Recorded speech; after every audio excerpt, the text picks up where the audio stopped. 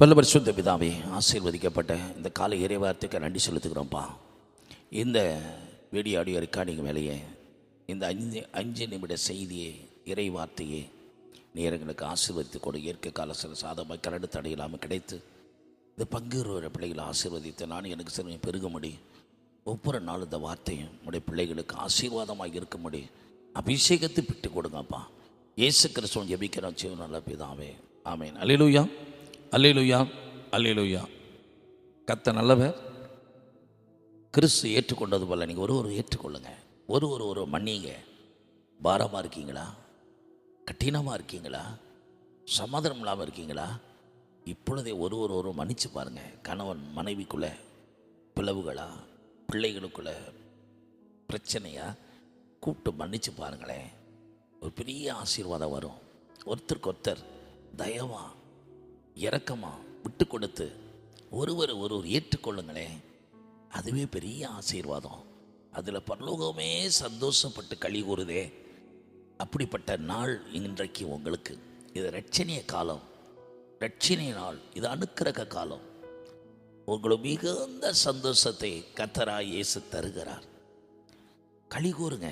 உங்கள் பிள்ளைகள் எல்லாம் கர்த்தரால் போதிக்கப்பட்டிருக்கும். உங்கள் பிள்ளையுடைய சமாதானம் பெருசாக இருக்கும்.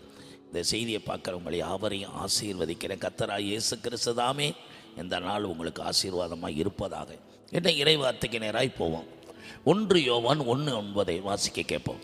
நம்முடைய பாவங்களை நாம் அறிக்கையிட்டால், நம்முடைய பாவங்களை அறிக்கையிட்டால் பாவங்களை நமக்கு மன்னித்து, பாவங்களை நமக்கு மன்னித்து, எல்லா அநியாயத்தையும் நீக்கி, எல்லா அநியாயத்தையும் நீக்கி நம்மை சுத்திகரிப்பதற்கு அவர் உண்மையும் நீதியும் நம்மை உள்ளவராயிருக்கிறார். சுத்திகரிப்பதற்கு அவர் உண்மையும் நீதி உள்ள தேவன். நம்ம முதலாவது நம்ம பாவத்தை அறிக்கை செய்யுங்க. இது பாவமென்று, இது பாவமா அப்படின்னு கேட்காதீங்க. பாவமென்று உணர்ந்துட்டா உடனே அறிக்கை செஞ்சிருங்க. பாவம்னு புரிஞ்சுக்கிட்டேன் அது ஒரு பேசுகிறீங்க, அதனால் ஒரு சமாதான குறை வந்துருச்சு அப்படின்னா உடனே ஆவியான ஒரு இது போய் உனக்கு பேசுகிறது தவறு, அவங்க மனசு புண்பட்டுருச்சு அப்படின்னா உடனே போய் ஏதோ மனசு புண்படுபடி பேசிட்டான கேட்டு ப்ளீஸ் கேட்டு ஒப்புறம் வாங்கி மன்னிச்சிருங்க. அன்பு கூறுவதில் முந்திக் கொள்வது போல மன்னிக்கிறதுல முந்திக் கொள்ளுங்க. அதுவே பெரிய ஆசீர்வாதம். மன்னிப்பது ஒரு மனுஷ குணம். மன்னிச்சு மறந்துட்டா தெய்வ குணம். மன்னிக்க முடியாதது பேய் குணம். எந்த இடத்துல இருக்கு நீங்களே டிசைட் பண்ணிக்கங்க. இங்க பார்க்குறோம் எத்தனையோ முறை சவுல் தாவீதை கொல்லணும்னு நினைக்கிறான். அப்போல்லாம் தாவீது என்ன ஜெபம் பண்ணுறான்?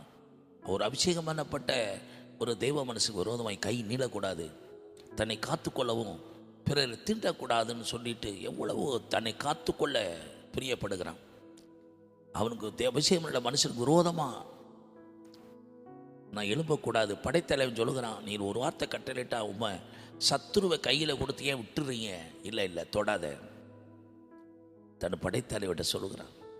கேட்குற அன்பான பிள்ளைகளே, ஒருவரை பழி வாங்கிறது, பதிலடி கொடுக்கறது, அது ரொம்ப உலக சுவாபங்கள். அது வேண்டாம் நமக்கு. அது பெரிய ஜெயிச்சிட்டோம் கிடையாது. நம்மகிட்ட இருக்கிற சமாதானத்தை இழந்துட்டோன்னு அர்த்தம். அதை விட அதை சகித்து பொறுத்து மன்னிச்சு அதை விட்டு கொடுத்து பாருங்களேன். பரலோகம் களி கூர்ந்து உங்களை பரலோகம் அங்கீகரித்து பரலோகத்தின் பிள்ளையாக உங்களை ஆசீர்வதிப்பார். அதனால் இயேசு கிறிஸ்துவும்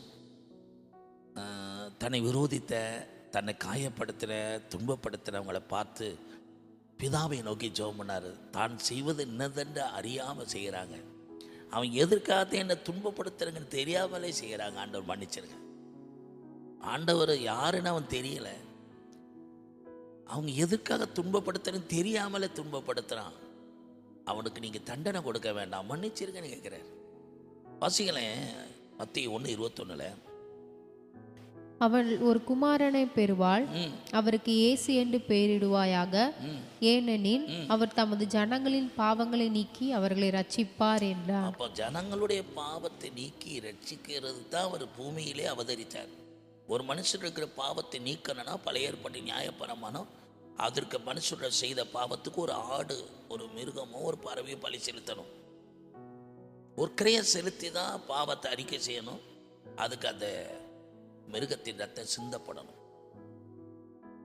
அப்போ இயேசு கிறிஸ்துவே அந்த மிருகத்திற்கு பதிலாக ஆட்டுக்குட்டியாக மனுக்குலத்திற்காக தன்னை பலியாய் கொடுப்பதற்கு தான், ஒரு நம்ம மேல இருக்க பாவத்தை நீக்கணும், தண்டனை தீர்ப்பு விடுதலை பெறணும்னா அவர் நமக்காக ஒரு ஆடை போல பலியாக ஒப்பு கொடுக்க பிறந்தார். அந்த இயேசு கிறிஸ்து ரத்தம்தான் நம்மளை பாவத்திலிருந்து பாவ மன்னிப்பை பெற்று அவருடைய ரத்தத்தினால ஒரு சுத்திகரிக்கப்படுகிறோம், பரிசுத்தமாக்கப்படுகிறோம். அதனால இந்த மன்னிப்பை, பாவ மன்னிப்பை பெற வேண்டிய நம்ம இயேசு கிறிஸ்துவிடத்தில் வந்து நம்முடைய பாவங்களை அறிக்கையிட்டாலே போதும். நம்ம அநியாயத்தெல்லாம் நீக்கி மன்னிச்சு நம்மளை சுத்திகரிச்சிருவார். எப்படி ஒரு கல் நீக்கப்பட்ட பொன்னி, ஒரு சுத்தம் செய்யப்பட்ட தண்ணீர் நம்ம கை கிடைக்குதோ, அதை போல நம்முடைய பாவத்தை நீக்கி நம்ம சுத்தம் செய்து அவர் பரிசுத்தமாக்கப்பட்ட பிள்ளையாய் அவருக்குள்ள நம்ம வாழ வைப்பார். இந்த ஆசீர்வாதம் வேணுமா? இப்பொழுதே நம்முடைய பாவத்தை அறிக்கை செய்வோம். அறிக்கை செய்து தேவை இரக்கத்தை பெறுவோம்.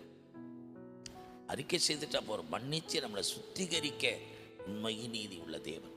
ஜெபிக்கலாம். நல்ல பிதாவே, இயேசு கிறிஸ்து ரத்தம் சகல பாவங்கள் நீக்கும், நம்ம சுத்திகரிக்கிற எவ்வளவு உண்மை. நம்ம எதெல்லாம் பாவம் உணரமோ அதெல்லாம் அறிக்கை செய்யுங்க. அதெல்லாம் மன்னிக்க நம்மளை விட்டு நீக்கி சுத்தம் பண்ணிடுவார். அந்த இடத்துல வேறு பாவத்தின் வேறு இராதவிட முற்றிலும் பிடுங்கி எரிச்சிடுவார். முற்றிலுமா சுத்தம் பண்ணிடுவார். நம்மளை சுத்தவானாய் பரிசுத்தவானாய் வாழ நமக்கு உதவி செய்வார்.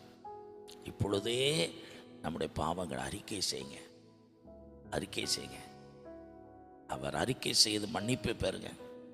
அறிக்கை செய்துட்டா போதும், அவர் நம்ம பரிசுத்தமாக்கிறார். சுத்திகரிக்க உண்மையின் நீதியும் உள்ள தேவன். இயேசு கிறிஸ்துவை ஜெபிக்கிறோம். நல்ல பிதாவே, ஆமென்.